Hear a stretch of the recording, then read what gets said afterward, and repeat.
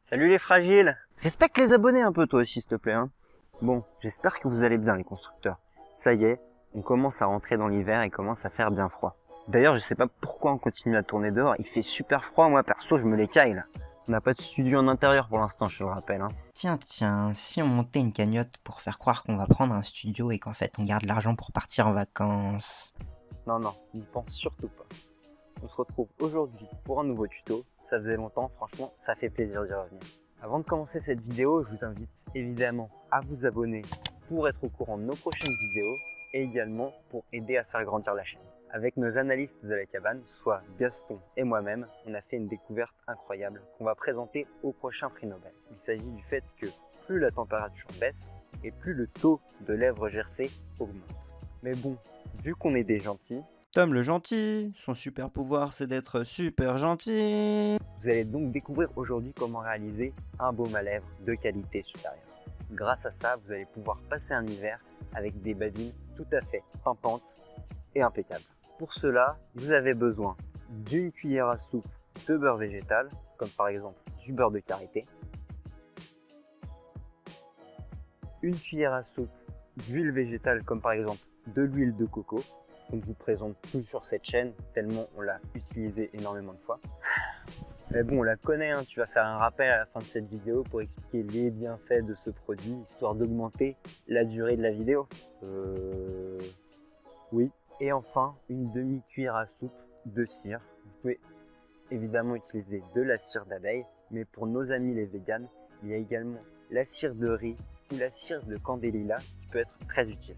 La cire de candélila est obtenue à partir d'un arbuste dénommé Euphorbia antisyphiliticia, aussi appelé candélila. Il est originaire du Nord-Mexique.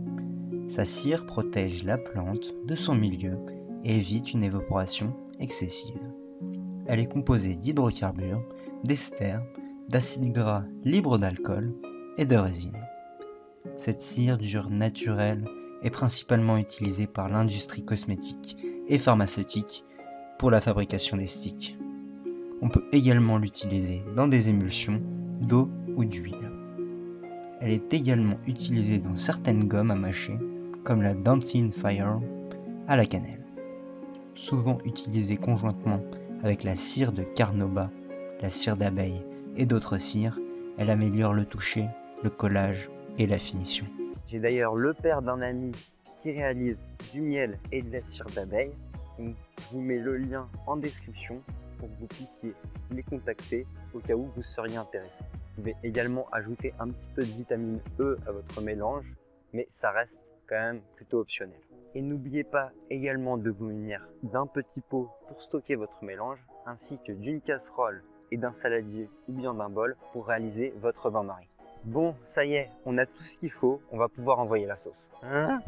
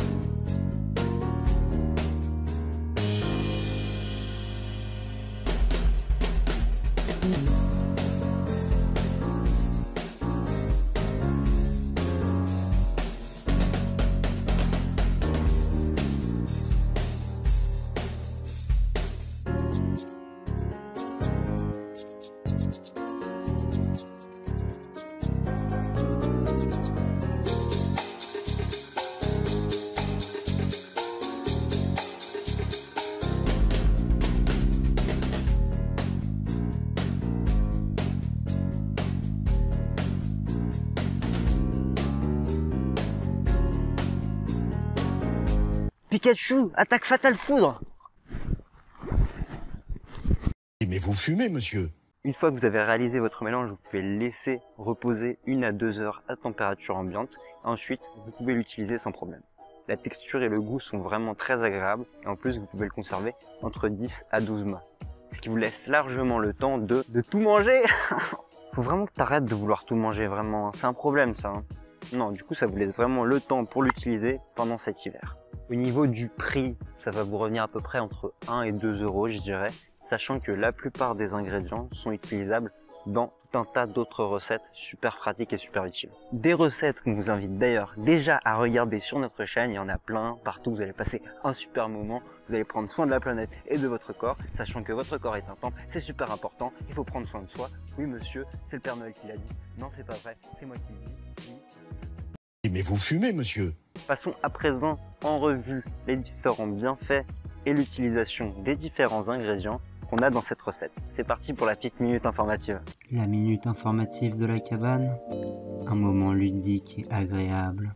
Donc karité signifie arbre à beurre en wolof et vie en dioula. On l'appelle également chitoulou en bambara, d'où son nom finalement en anglais, chitri. Chitri. Chitri, c'est marrant quand même.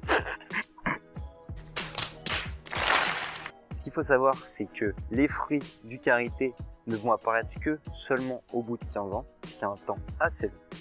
En plus de ça, cet arbre ne se trouve quasiment que à l'état sauvage dans les savanes d'Afrique de l'Ouest. C'est donc des amandes du karité qu'on va pouvoir produire finalement ce qu'on va appeler le beurre de karité. Il est principalement composé d'acides gras non saturés comme l'oméga 9 par exemple, et également de vitamine A et de vitamine E par exemple.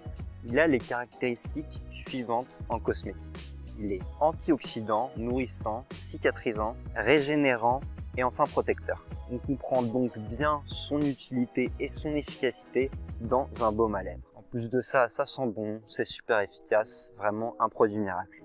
L'huile de coco. Bon, je vous laisse checker notre vidéo sur le déodorant fait maison parce qu'on l'a beaucoup présenté et beaucoup utilisé dans cette vidéo. Juste ici, là-haut. La cire d'abeille. Donc la cire d'abeille est produite par les abeilles et précisément par leur glande cirière. Les abeilles utilisent normalement cette cire pour réaliser les alvéoles qui vont venir contenir le pollen, le miel ainsi que le couvain. On retrouve dedans principalement de l'alcool, des acides libres et des hydrocarbures.